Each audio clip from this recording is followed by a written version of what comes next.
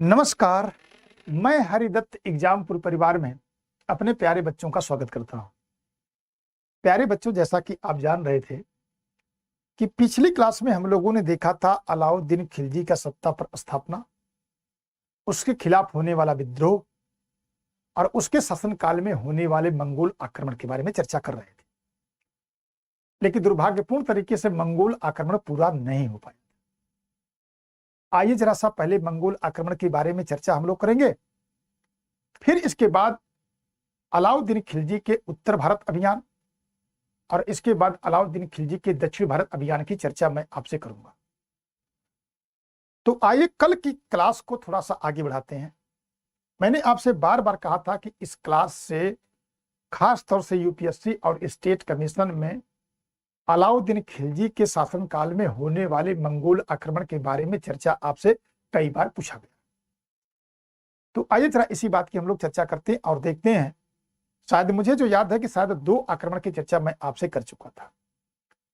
आइए जरा देखते हैं कि तीसरा आक्रमण कब किया था, किसने किया था, कहां किया था और किसने जो है कि इसको दमन करने की कोशिश की। कल मैंने यह भी बताया था आपको कि द्वितीय आक्रमण के समय आप देखेंगे कि काफी जो प्रतिष्ठा थी वो जफर खान ने प्राप्त कर लिया था। अब उसका भाई उलुग खां अलाउद्दीन खिलजी का, और अलाउद्दीन खिलजी जो है कि इससे क्या थे, उससे एक प्रकार से रिश्ता करने लगे थे। यानी जिस प्रकार की लड़ाई मंगोलों के साथ जफर खान ने लड़ी, वो मंगोल भी उस चीज को भूल नहीं पाए रहे और ज्यादा उत्साहित भी हो गया था। देखिए, जब युद्ध आप लड़ रहे हो तो युद्ध लड़ते समय आपको जोश के साथ होश का होना बहुत जरूरी है, और यही जब जोश के साथ आप होश नहीं संभाल पाते तो आपके साथ नुकसान होता। यही नुकसान अब जफर खान के साथ। आइए जरा देखते हैं तृतीय मंगोल आक्रमण। तृतीय मंगोल आक्रमण, मंगोल आक्रमण मैंने आपको चर्चा करके बताया था इस मंगोल आक्रमण के बारे में कि 6 आक्रमण हुए थे। अगर इस आक्रमण की हम लोग बात करें तो आप कहेंगे कि यह 1299 ईस्वी में हुआ था, और इस बार जो है कि मंगोलों की तरफ से आक्रमण करने का जिम्मा किसने? कुतलुग ख्वाजा ने लिया। कुतलुग ख्वाजा ने, कुतलुग ख्वाजा ने जो है कि इसके आक्रमण करने की जिम्मेदारी लिया, और अपनी सेना को लेकर के देखेंगे तो इसका मतलब है कि ये अब आक्रमण करता है। जब इसने आक्रमण किया तो आप देखेंगे कि अब दिल्ली के ऊपर आक्रमण किया, सीरी को बिल्कुल घेर रखा इसने। और इस बार देखेंगे तो जब इसने सीरी पर आक्रमण किया, सीरी पर अगर आक्रमण किया या दिल्ली कर लो सीधे सीधे, जब दिल्ली के ऊपर इसने आक्रमण किया, दिल्ली पर इसने क्या किया? आक्रमण किया। तो मैंने कहा कि अब इसका मतलब एक प्रकार से अव्यवस्था फैल गई। पहले तो यह तय किया गया कि भाई मंगोलों के आक्रमण को सुरक्षात्मक नीति को अपनाया जाए, लेकिन इसके बाद में यह सूचना हुई कि नहीं, सुरक्षात्मक नहीं करना है, हमको आक्रामक करना है। तो अलाउद्दीन खिलजी की सेना को 3 भागों में बांटा गया। अलाउद्दीन खिलजी की सेना को क्या किया गया? 3 भागों में बांटा गया। सेना के 3 भागों में बांटा गया, और उसमें आप देखेंगे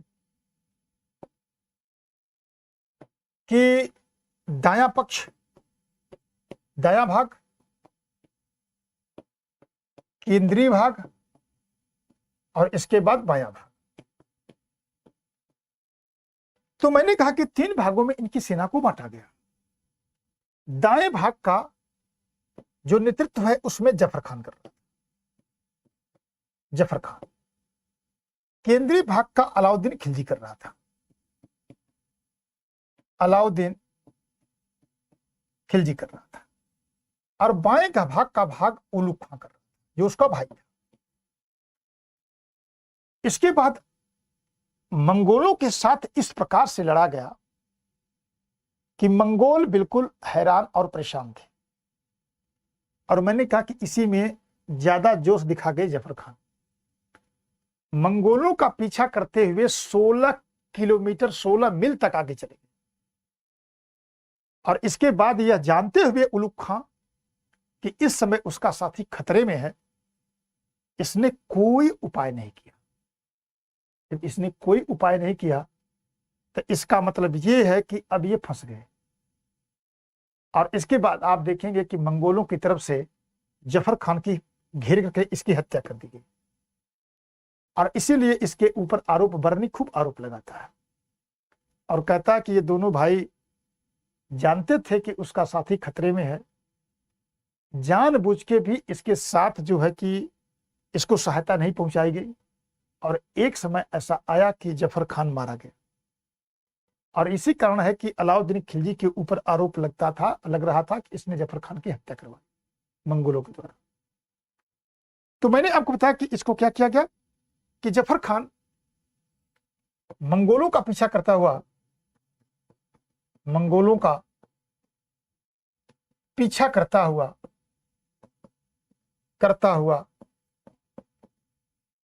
हुआ काफी आगे तक चला गया और इस प्रकार से इसकी जफर खान की यहां पर हत्या कर दी गई। जफर खान मारा गया।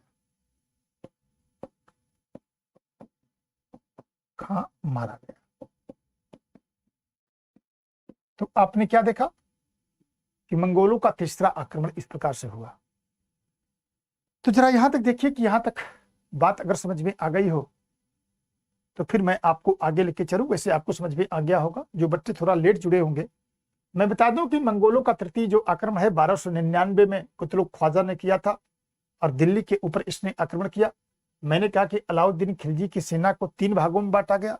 दाएं भाग का नेतृत्व जफर खान कर रहा था, केंद्रीय भाग का नेतृत्व अलाउद्दीन खिलजी कर रहा था और बाएं भाग का जो नेतृत्व है वो आपको उलुग खां कर रहा था। मैंने कहा कि मंगोल पीछा करते हुए काफी आगे तक निकल गए और जफर खान इसमें मारा। और जानबूझ करके इन सबों ने क्या की, उसकी कोई मदद नहीं की। ये बात आपको देखने में मिल रही है। आइए तरह अब आगे चलते हैं और चतुर्थ आक्रमण की बात आपसे करते हैं। चतुर्थ आक्रमण कब? चतुर्थ आक्रमण कब होगा? अगर इसकी बात हम लोग देखें तो यह आक्रमण आप देखेंगे, यह आक्रमण 1303 ईस्वी में हुआ। इसका नेतृत्व कौन कर रहा था? तारगी बेग कर रहा था। और तारगी बेग ने क्या किया कि दिल्ली के ऊपर, सिली के ऊपर आक्रमण किया। और इसमें आप देखेंगे कि कुछ समय के बाद मंगोलों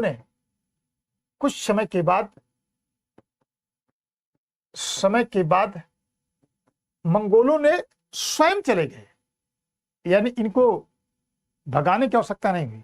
कुछ इनकी आंतरिक समस्याएं थी। कुछ समय के बाद मंगोल क्या किए, मंगोल स्वयं जो है कि वापस चले गए। इसके बाद आप देखेंगे कि चौथा जो इसका आक्रमण था, लेकिन ये मान चले कि बड़ी बुराई थी इसमें। और अगर सीरी का किला ना होता तो अब की बार अलाउद्दीन खिलजी मार दिया गया होता। यहां लिख सकते हैं कि सीरी के किले में छिप करके किसी प्रकार से अपनी जान बचाई। किले में क्या किया? छिपकर इसने जान बचाई। और इस प्रकार से देखा जाए तो बड़ी मशक्कत के बाद किसी प्रकार से बचे, लेकिन यह है कि अच्छा हुआ कि मंगोल चले गए। तो तारगी बेग का 1303 में इसके ऊपर आक्रमण हुआ। यह चौथा आक्रमण था। किसके ऊपर? दिल्ली के ऊपर था। आइए जरा पांचवें आक्रमण की चर्चा हम लोग करते हैं। पांचवा आक्रमण कब हुआ? पांचवा आक्रमण मंगोलों का, तो पांचवा आक्रमण 1305 ईस्वी में हुआ। 1305 ईस्वी में हुआ। और इसमें देखा जाए तो इसका जो नेतृत्व उस समय कर रहे थे मंगोलों की तरफ से सेना का नेतृत्व, मंगोल जो आक्रमणकारी था उस समय दो लोग थे, एक तो अली बेग था, दूसरे तारगी बेग था। अली बेग और तारगी बेग, इन दोनों ने इसके ऊपर आक्रमण किया। और इस बार देखा जाए तो आक्रमण कहां हुआ था? अमरोहा में हुआ। अमरोहा में, अमरोहा में आक्रमण हुआ। और इस समय अगर हम लोग देखें तो जो मलिक नायक था, मलिक नायक मंगोलों के आक्रमण का सामना किया। मंगोलों के आक्रमण का इसने सामना किया। और इसके बाद देखेंगे कि मंगोल आक्रमण असफल हो गया। मंगोल आक्रमण क्या हुआ? मंगोल आक्रमण असफल हो गया। आक्रमण असफल हो गया, असफल होगा। तो इस प्रकार से देखा जाए तो मैंने आपको बताया कि जो पांचवा आक्रमण था 1305 में मंगोल आक्रमण हुआ था, अली बेग और तारगी बेग ने किया था। अमरोहा में आक्रमण हुआ, मलिक नायक जो है कि इसका नेतृत्व किया। और मैंने कहा कि मंगोलों का सामना किया और मंगोल आक्रमण क्या हो गया? असफल हो गया। यानी पांचवा आक्रमण भी मंगोलों का असफल हो गया। तो जरा देखिए कि यहां तक मेरी बात समझ में आ गई। इसके बाद अंतिम आक्रमण की तरफ चलते और देखते हैं कि अंतिम आक्रमण कैसे हुआ और कहां पर हुआ। आइए जरा आगे चलते हैं और इसके बाद छठे आक्रमण की चर्चा मैं करता हूं। छठा आक्रमण, आइए जरा देखते हैं कि यह आक्रमण कब हुआ था। यह आक्रमण 1306 ईस्वी में संपन्न हुआ, 6 ईस्वी में हुआ। और इसके बाद देखा जाए तो 1306 ईस्वी में यह आक्रमण हुआ था। और इसका नेतृत्व किसने किया था मंगोलों की तरफ से? इसका मंगोलों की तरफ से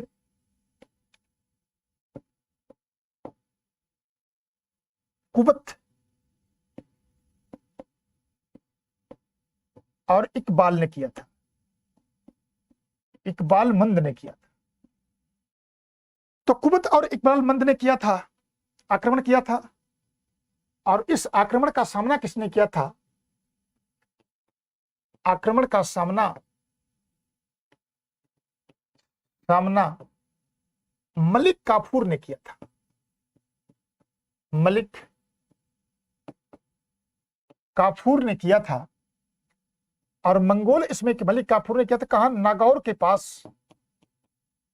नागौर के पास मंगोल पराजित हो गए। मंगोल पराजित हुए। और मैंने बताया कि मंगोल पराजित हुए और पराजित होकर के वापस चले गए। इसका मतलब है कि जितनी बार आक्रमण हुआ मंगोलों का, मंगोल निरंतर प्रयास कर रहे हैं कि किसी न किसी प्रकार से क्या किया जाए, किसी न किसी प्रकार से इनको पराजित किया जाए।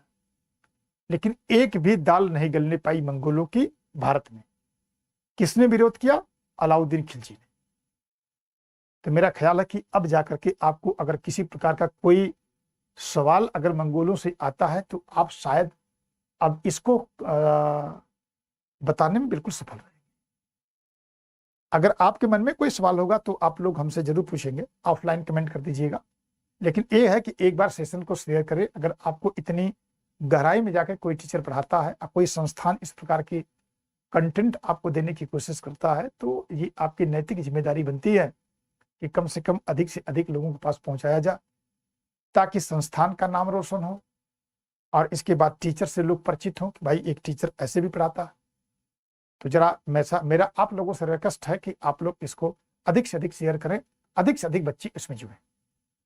आइए जरा अब आगे चलते हैं और इसमें जो है कि अलाउद्दीन खिलजी के सैन्य अभियान की चर्चा हम करते हैं। अलाउद्दीन खिलजी के उत्तर भारत का अभियान। अलाउद्दीन खिलजी का उत्तर भारत अभियान, उत्तर भारत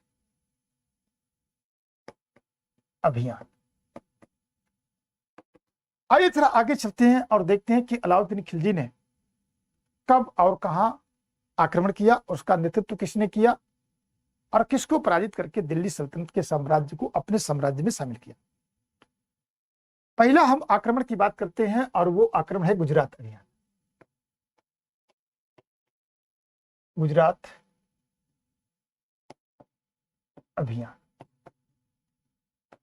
आइए जरा इनके बारे में चर्चा करते हैं और देखते हैं कि अलाउद्दीन खिलजी ने यहां पर कब आक्रमण किया और इसके बाद अगर देखा जाए तो उसमें जो है कि पराजित करने के बाद किसको पराजित किया, किसने आक्रमण किया और क्या यहां से मिला इनको। तो अगर हम लोग अलाउद्दीन खिलजी की बात करें और गुजरात अभियान की शासन की बात करते हैं तो यहां पर जो आक्रमण हुआ था, यहां पर आक्रमण कब हुआ था, यहां पर आक्रमण 1299 ईस्वी में हुआ था और 1299 ईस्वी में किया था। तो मैंने कहा कि यहां का जो शासक था बघेल वंशी शासक था, बघेल वंशी शासक, बघेल वंशी शासक। और जैसे इनके ऊपर आक्रमण किया गया तो इन्होंने अपनी पत्नी कमला देवी को छोड़ करके और अपनी पुत्री देवल देवी के साथ क्या करते हैं, चले जाते हैं देवगिरी की रामचंद्र के दरबार में, यादव राजवंश के। और जब वहां पर जाते हैं तो कमला देवी को यहां से जो आक्रमण का नेतृत्व था वो मलिक नुसरत खां कर रहा था। और नुसरत खां ने यहां पर सैन्य अभियान करके क्या किया, नुसरत खां ने सैन्य अभियान करके और बघेल वंशी शासक को पराजित किया। वो भाग करके चले गए कहां, रामचंद्र देव के दरबार में।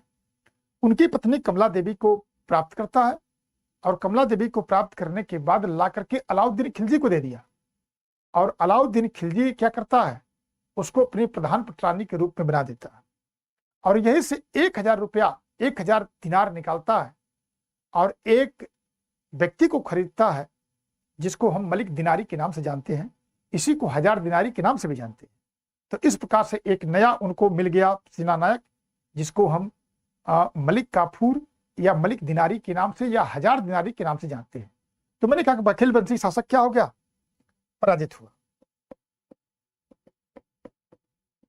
पराजित हुआ। और मैंने आपको बताया कि अपनी इसकी पत्नी कमला देवी को या पराजित हुआ। इस युद्ध का नेतृत्व किसने किया था, इस युद्ध का नेतृत्व किसने किया था, इस युद्ध का नेतृत्व नुसरत खां ने किया था, नुसरत खां ने किया था। और इसके बाद मैंने कहा कि यहां से कमला देवी को प्राप्त किया। और बाद में मैंने कहा कि अलाउद्दीन खिलजी कमला देवी को से विवाह कर लेता। अलाउद्दीन खिलजी की क्या है, खिलजी इससे विवाह कर लेता है, विवाह कर लेता है। और मैंने आपको बताया कि यहीं से नुसरत खां ने क्या किया, नुसरत खां ने क्या किया कि 1000 दिनार में, 1000 दिनार में मलिक दिनारी को या 1000 दिनारी को या मलिक काफूर को खरीदा। मलिक काफूर को इसने क्या किया, खरीदा। इसीलिए इसको क्या कहते हैं, इसीलिए इसे 1000 दिनारी को, इसीलिए इसे 1000 दिनारी के नाम से जानते हैं, 1000 दिनारी के नाम से जाना जाता है, जाना जाता है। तो पहली बात आपने समझ गए कि मैंने आपको बताया कि इसमें देखें कि अलाउद्दीन खिलजी यहां पर जो है कि आक्रमण करता है। आक्रमण करने के बाद जो है कि बघेलवंशी शासक पराजित होकर के भाग गए, रामचंद्र देव के दरबार में चले गए यादव राजवंश में, और वहां से जो है कि उनकी पत्नी को, कमला देवी को नुसरत खां प्राप्त करता है, लाके अलाउद्दीन खिलजी को दे देता है। अलाउद्दीन खिलजी उससे शादी कर लेता है, और मैंने बताया कि उसी में से जो लूटी गई संपत्ति थी उसी में से 1000 दिनार निकाल करके मलिक काफूर को खरीदता है, जो बाद में इसका नाम मलिक काफूर होता है। पहले तो हिंदू था, बाद में मुसलमान हो गया। और मैंने आपको बताया कि इसी को 1000 दिनारी या मलिक दिनारी के नाम से भी जानते हैं, जो आगे चल करके अलाउद्दीन खिलजी का प्रमुख सेना नायक में से एक होता है। तो पहला आक्रमण इसका सफल हो। आइए जरा आगे चलते हैं और देखते हैं कि अगला आक्रमण कब हुआ था। अगला जो आक्रमण है रणथंभौर अभियान। कौन है? रणथंभौर अभियान। रणथंभौर अभियान।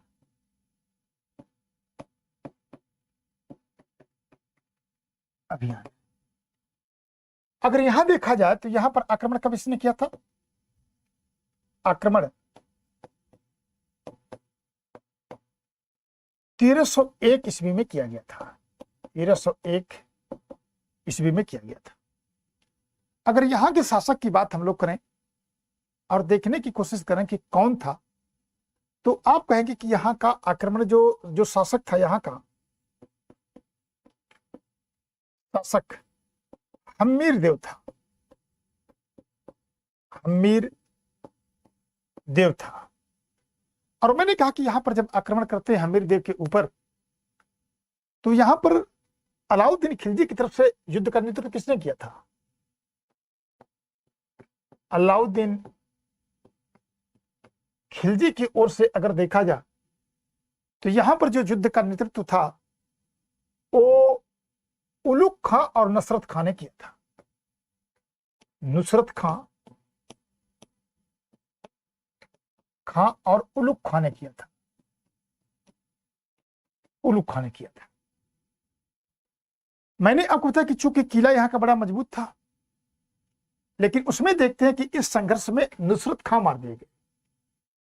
इस संघर्ष में नुसरत खां इनकी मृत्यु हो गई।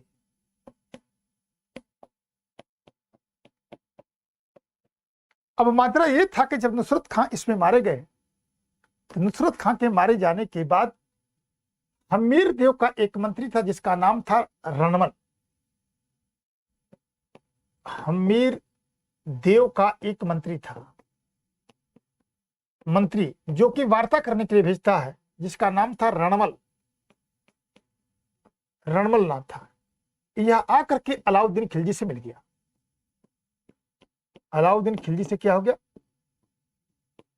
खिलजी से मिल गया। और इस प्रकार से देखा था कि अलाउद्दीन खिलजी क्या हो गया? अलाउद्दीन खिलजी विजयी रहा। यानी इसका मतलब आप कह सकते हैं कि रणमल के विश्वासघात के कारण हम्मीर देव पराजित होता है। मैंने आपको क्या बताया कि मैंने आपको साफ साफ कहा कि आक्रमण जो है कि 1301 में हुआ। शासक हम्मीर देव था। अलाउद्दीन खिलजी की तरफ से नुसरत खां, उलुग खां यहां पर संघर्ष करते हैं। इस संघर्ष में आप देखिए कि नुसरत खां मार दिए गए। किले पर अब लग रहा था कि विजय थोड़ी मुश्किल दिख रही है, लेकिन उसी समय आप देखेंगे कि वार्ता करने के लिए हम्मीर देव की तरफ से राणा रणमल आता है। उसका एक मंत्री था और आकर के विश्वासघात करता है, और विश्वासघात करने के बाद अलाउद्दीन खिलजी विजयी रहा। और इस प्रकार से देखा जाए तो दूसरा आक्रमण भी अलाउद्दीन खिलजी का क्या हो गया? सफल रहा। आइए जरा आगे चलते हैं और देखते हैं कि अब अगला आक्रमण कब हो रहा। अगला जो आक्रमण है अलाउद्दीन खिलजी का, वो है आपका मेवाड़ या चित्तौड़ अभियान। मेवाड़ या चित्तौड़ अभियान। चित्तौड़ अभियान।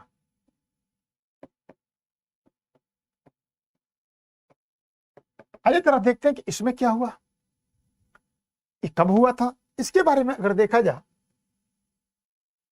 तो यह आक्रमण कब हुआ? 1303 में। यह आक्रमण कब हुआ था? आक्रमण 1303 ईस्वी में संपन्न हुआ। और यहां के आक्रमण के बारे में अगर देखा जाए तो यहां पर आक्रमण स्वयं अलाउद्दीन खिलजी करते हैं। यहां आक्रमण कौन करता है? आक्रमण स्वयं अलाउद्दीन खिलजी किया। अलाउद्दीन खिलजी करता है।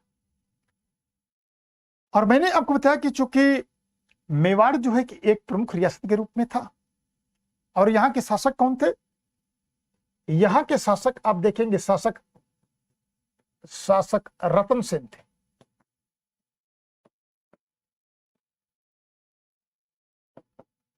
रतन देव थे।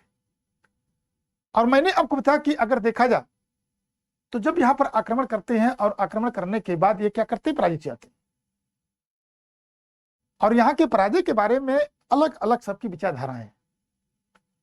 अगर हम लोग अमीर खुसरो की माने तो अमीर खुसरो का मानना यह था कि यहां पर आक्रमण अलाउद्दीन खिलजी इसलिए किया था क्योंकि आप देखेंगे कि इनके तरफ से जब ये गुजरात अभियान पे जा रहा था तो इन्होंने रास्ता नहीं दिया था। दूसरी बात यह है कि मंगोलों को भी कुछ संरक्षण दिया था। तो इस आधार पर एक आरोप लगा करके इनके ऊपर आक्रमण किया जाता है। लेकिन मैंने आपको बताया कि जो ऐसे लिख लेते हैं, अमीर खुसरो के अनुसार, अमीर खुसरो के अनुसार क्या किया गया? अनुसार आक्रमण का प्रमुख कारण क्या था? गुजरात अभियान पर जाते समय रास्ता न देने के कारण ऐसा हुआ था। रास्ता न देने के कारण हुआ था, के कारण हुआ था। लेकिन अगर हम लोग पद्मावत को पढ़ते हैं मलिक मोहम्मद जायसी की, तो उसमें कुछ दूसरा बताया गया। लेकिन वो बात सही नहीं है। माना जाता है कि जो ये तर्क था वही सही था। लेकिन मैंने आपको बताया कि मलिक मोहम्मद जायसी के, मलिक मोहम्मद जायसी की रचना है जिसका नाम है पद्मावत।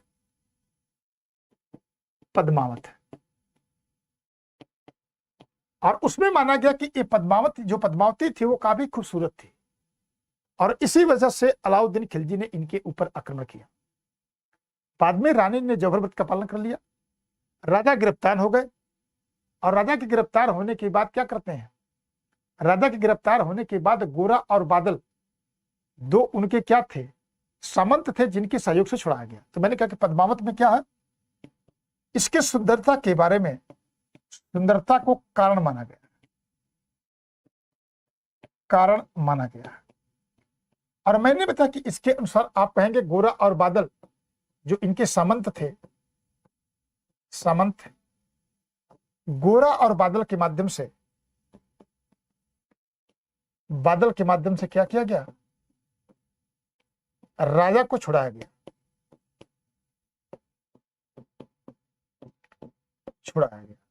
लेकिन मैंने आपको बताया कि यह कल्पना है और एक प्रकार का महाकाव्य है, उसमें इस प्रकार की बातों की चर्चा की गई। तो जरा यहां तक देख लीजिए, सबको बात समझ में आ गई कि मैंने आपको बताया कि मलिक मोहम्मद जायसी कहते हैं कि पद्मावती की खूबसूरती थी, लेकिन मेरी खुसरो कहते हैं कि नहीं साहब, ये तो गुजरात अभियान पे जाते समय और मंगोलों के सहयोग करने की वजह से अलाउद्दीन खिलजी इनसे कुपित था और इनके ऊपर क्या किया? आक्रमण किया गया और इनको पराजित किया गया।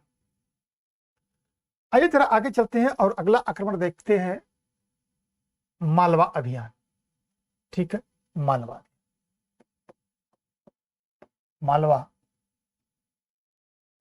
अभियान। अगर इसके बारे में देखा जाए तो यहां पर आक्रमण कब हुआ था?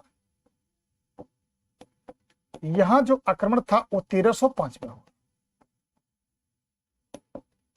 1305 ईस्वी में सबल हुआ। और यहां का शासक कौन था? महलक देव था। महलक देव। और महलक देव के ऊपर आक्रमण किया गया और महलक देव क्या हो गया? पराजित हो गया। पराजित हो गया। हुआ एक और आक्रमण इसी में मैं कर लेता हूं, सिवाना अभियान। जो अगला आक्रमण था, अगला आक्रमण कब हुआ? आक्रमण सिवाना अभियान था। सिवाना अभियान ये कब हुआ था? 1306 और 7 में। यहां का शासक कौन था? शीतल देव था। शीतल देव था। और इसमें जो है कि कमालुद्दीन कुर्ग ने, कमालुद्दीन कुर्ग ने क्या किया कि आक्रमण किया, आक्रमण किया। और इस प्रकार से अलाउद्दीन खिलजी के साम्राज्य में इसे भी शामिल कर लिया। खिलजी के साम्राज्य में क्या किया गया? साम्राज्य में शामिल कर लिया गया। और इस प्रकार से देखा जाए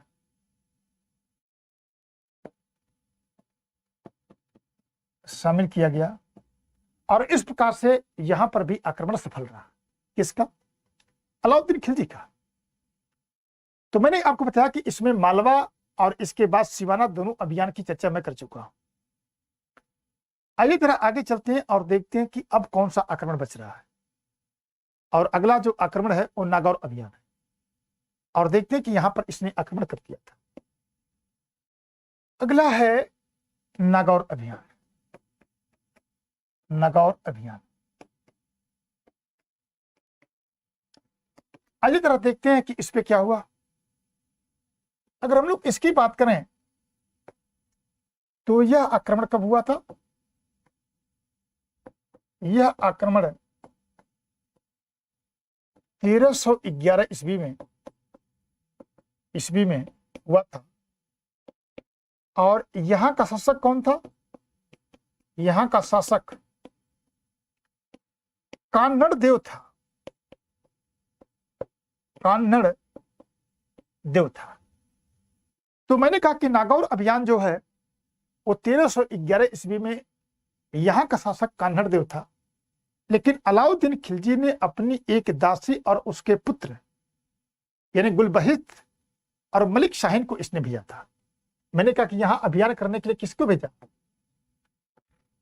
यहां अभियान करने के लिए आप देखेंगे, अभियान करने के लिए अलाउद्दीन खिलजी ने किसको भेजा था? एक दासी थी जिसका नाम था गुलबहिस्त। दासी गुलबहिस्त। और इसके बाद आप देखेंगे कि उसके पुत्र किसको? मलिक शाहीन को, शाहीन को भेजा। लेकिन दोनों मारे गए। दोनों मारे गए। और इसके बाद कमालुद्दीन कुर्ग को भेजा गया। कमालुद्दीन कुर्ग को इसको भेजा गया।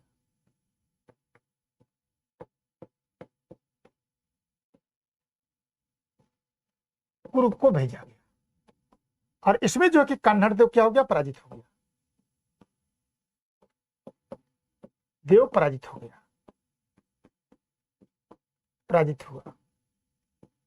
और इसके बाद देखेंगे कि सल्तनत के साम्राज्य का हिस्सा बना दिया।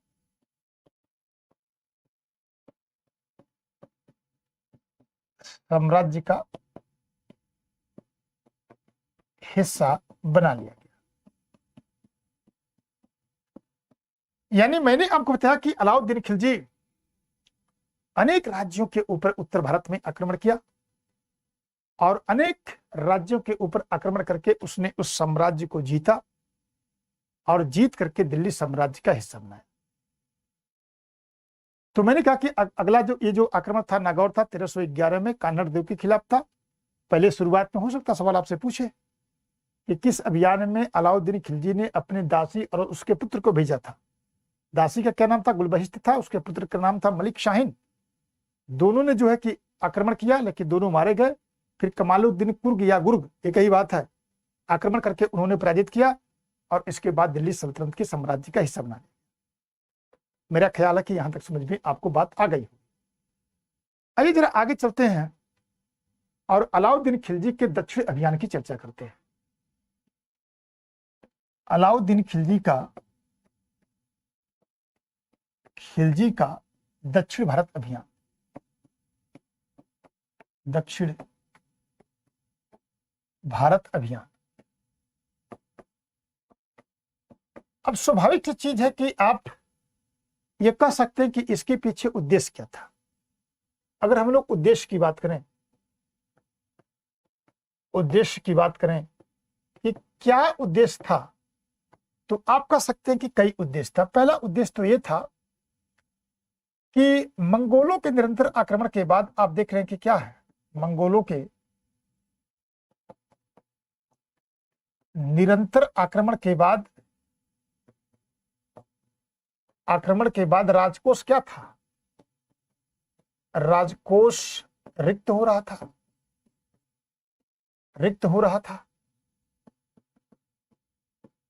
तो एक कमी तो एक थी। दूसरा जो आप कह सकते हैं कि एक राजनीतिक महत्वाकांक्षा, राजनीतिक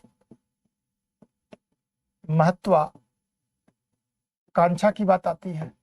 तो दो ऐसे मूल कारण थे जिसकी वजह से अलाउद्दीन खिलजी क्या कर रहा था, दक्षिण भारत का अभियान किया था। आइए थोड़ा सा मैं एक चार्ट में दक्षिण भारत के राज्यों की चर्चा कर देता हूं और देखता हूं कि कौन कौन से राज्य थे, कौन राज था, कौन राजवंश था, उसका शासक कौन था, राजधानी कौन थी। तो एक ही पेज में आपको तीनों चीज मिल जाएगी। तो आइए जरा उनको देख लेते हैं, फिर बाद में उसको हमको समराइज करने में बड़ा आसानी मिलेगी। तो आइए जरा आगे चलते हैं और दक्षिण भारत के राज्यों की चर्चा आपसे करते हैं। दक्षिण भारत के राज्य,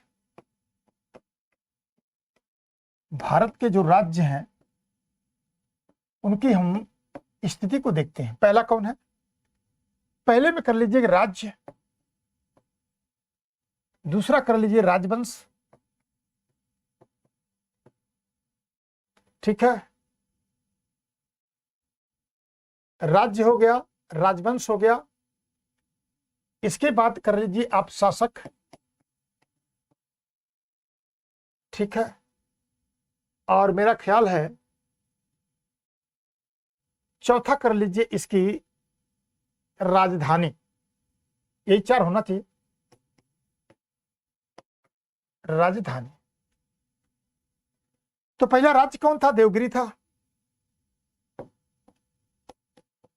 देवगिरी राज्य। राजवंश कौन था, यादव था, यादव राजवंश। शासक कौन था, रामचंद्र देव था।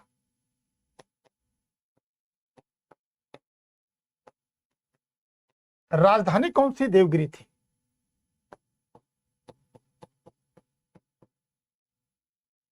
तो पहला हो गया ये। दूसरा कौन है, दूसरा हम कर सकते हैं कि आपका है तेलंगाना राज्य। राजवंश कौन सा है, काकतीय। और इसके बाद शासक कौन है, आपका हो गया प्रताप रुद्रदेव।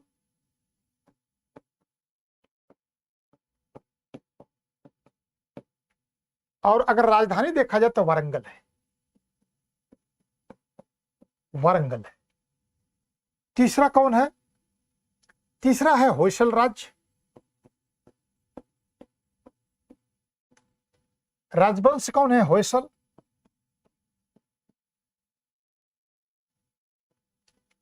शासक कौन है, बीरबल लाल तृतीय।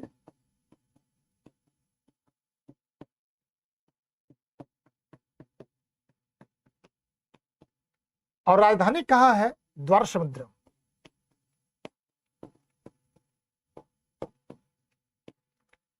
चौथा कौन है, पांड्य राज्य है। राजवंश कौन है, पांड्य।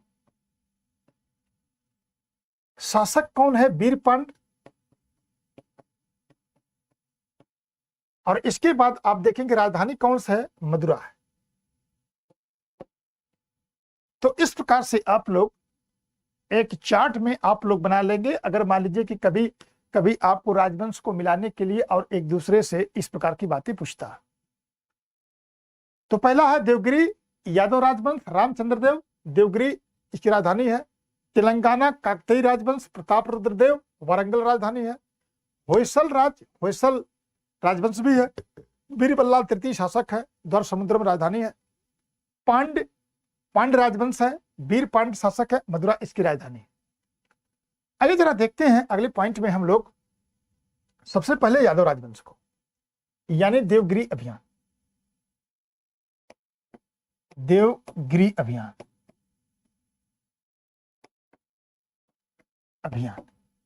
आपको ध्यान देना है कि दक्षिण भारत के आक्रमण की पूरी जो जिम्मेदारी है वो एक ही व्यक्ति पर है, मलिक काफूर के ऊपर।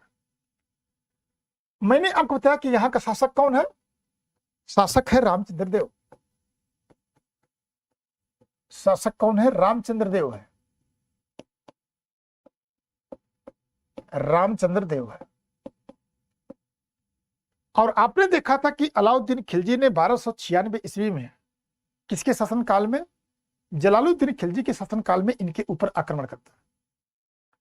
और इनके ऊपर आक्रमण करके इनसे जो है कि एलिचपुर की जागीर लेकर के चला आता है। लेकिन जिस समय सत्ता पर काबिज होते हैं उस समय इसने इस एलिचपुर की जागीर को देने से मना कर दिया। और जिसके कारण आप देखेंगे कि 1307 ईस्वी में मलिक काफूर ने इनके ऊपर आक्रमण किया। मलिक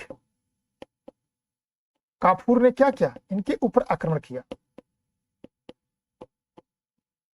किया। और इस परिस्थिति में आप देखेंगे कि रामचंद्र देव पराजित हो गए। रामचंद्र देव पराजित हो गए।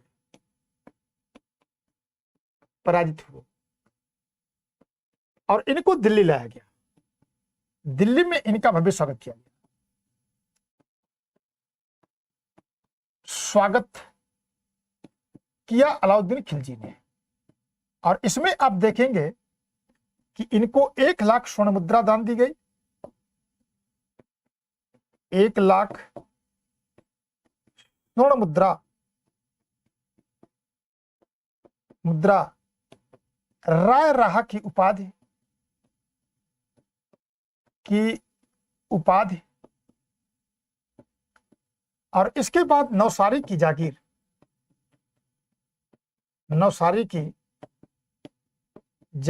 इन्हें प्रदान की गई। और इसके बाद देखेंगे कि जब नौसारी की जागीर प्रदान की गई तो इन्होंने अपनी पुत्री झतपाली का विवाह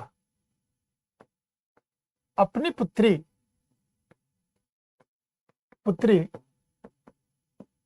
झत्यपाली का विवाह अलाउद्दीन खिलजी के साथ कर दिया। अलाउद्दीन खिलजी के साथ इन्होंने कर दिया। तो मैंने आपको बताया कि इसका मतलब है कि 1307 ईस्वी में रामचंद्र देव पराजित हुए। मलिक काफूर ने आक्रमण किया, रामचंद्र देव को पराजित करके दिल्ली लाया गया। और उनको जो है कि अलाउद्दीन खिलजी के सामने जब पेश किया गया तो उनका भव्य स्वागत अलाउद्दीन खिलजी ने किया। 1 लाख स्वर्ण मुद्रा दिया। राय राहा या राय राहन की उपाधि इसको दी गई। नौसारी की जागीर दे दी गई। इन्होंने अपनी पुत्री झत्यपाली का विवाह किसके साथ कर दिया, अलाउद्दीन खिलजी के साथ कर दिया। पहला बात इसकी क्या हो गई, सफल हो गई। जरा आइए दूसरे आक्रमण की बात हम लोग करते हैं। और दूसरा जो आक्रमण है अगर उसमें देखा जाए तो दूसरे आक्रमण की अगर बात आपसे की जाए तो दूसरे आक्रमण में आप लोग देखेंगे कि एक काम और होता है। क्या होता है दूसरे आक्रमण में, कि पहली बात आप देखेंगे कि जो द्वितीय आक्रमण था यानी तेलंगाना अभियान,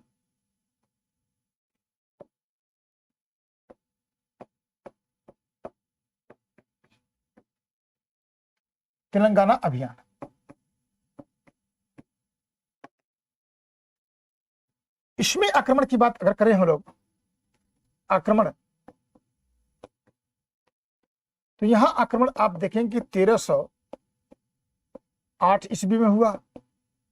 शासक कौन है? प्रताप रुद्रदेव है, रुद्रदेव है। इसने जो है कि एक अच्छे से इनका संघर्ष किया। संघर्ष के बाद क्या हुआ? संघर्ष हुआ, लेकिन इसने अधीनता नहीं मानी। अधीनता नहीं मानी। एक समझौता इसने क्या किया कि अपनी मूर्ति बना करके, अपनी मूर्ति बना करके उसको क्या किया? अपनी मूर्ति को बना करके उसी को जो है कि मलिक काफूर को इसने दान दिया। मलिक काफूर को दिया और समझौता करने की बात की। समझौता करने की बात को स्वीकार किया। लेकिन सबसे बड़ी बात है कि कभी भी ये मलिक काफूर से नहीं मिला था। और इसके बाद देखें कि इसी समय जो कोहिनूर हीरा था, कोहिनूर जो हीरा था, जिसको आप देखेंगे कि जहोड़ के नाम से जानते थे, के नाम से जानते थे, अलाउद्दीन खिलजी को मिल गया। खिलजी को मिला। और इस प्रकार से देखा जाए तो दूसरा आक्रमण भी इसका क्या रहा? लगभग सफल ही रहा। यानी मैंने कहा तेलंगाना अभियान जो चार्ट में बताया था, शासक की बात मैं कर चुका हूं। मैंने आपको बताया कि अपनी सोने की मूर्ति बना करके और उसमें जो है कि माला पहना करके मलिक काफूर को दिया, समझौता करने की बात की। और इस प्रकार से देखा जाए तो कोहिनूर हीरा कहां से मिला था? तेलंगाना से इसको मिल गया।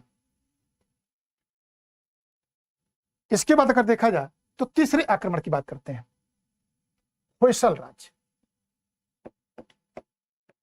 ऐसा करते हैं कि दोनों एक ही में कर देते हैं, ज्यादा प्लंजर पढ़ने की जरूरत नहीं। होयसल अभियान कब होता है? होयसल अभियान कब किया गया? होयसल अभियान आपका हुआ था 1309 ईस्वी में। और इसमें आप देखेंगे वीर बल्लाल तृतीय, बल्लाल तृतीय क्या हुए? पराजित हुए। और इसके बाद इनको 10 लाख स्वर्ण मुद्रा दे करके क्या किया? 10 लाख स्वर्ण मुद्रा दे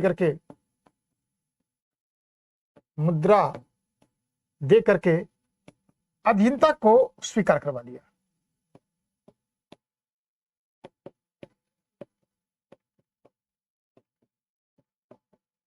करा दिया। और इस प्रकार से आप देखेंगे कि ये क्या हो गया? ये भी पराजित हो गया। इसके बाद 1311 में इसने पांड्य राज्य के ऊपर आक्रमण किया। राज्य पर आक्रमण किया। और इसमें आप देखेंगे कि वीर पांड्य पराजित हो गया और भाग गया। और इस प्रकार से देखा जाए तो उसने रामेश्वरम तक अपने विजय अभियान को लेकर के जाता है। कौन? आपका जो है कि मलिक काफूर। फरिश्ता इस बात की चर्चा करता है, अमीर खुसरो इस बात की चर्चा करते हैं, बर्नी इस बात की चर्चा करते हैं। और यहां से बहुत अधिक संपत्ति को मलिक काफूर ने प्राप्त किया। लेकिन एक अभियान 1312 में रामचंद्र देव के मरने के बाद उनका बेटा सिंघन देव इनकी अधीनता को मानने से मना करता है। 12 में आक्रमण फिर करता है। और 12 में आक्रमण करने के बाद हरपाल देव को यहाँ का शासक बना करके चला जाता है। और इस प्रकार से देखा जाए तो दक्षिण भारत का अभियान अलाउद्दीन खिलजी का संपन्न हो गया। तो प्यारे बच्चों, मुझे लग रहा है कि एक एक पॉइंट को आप समझे होंगे।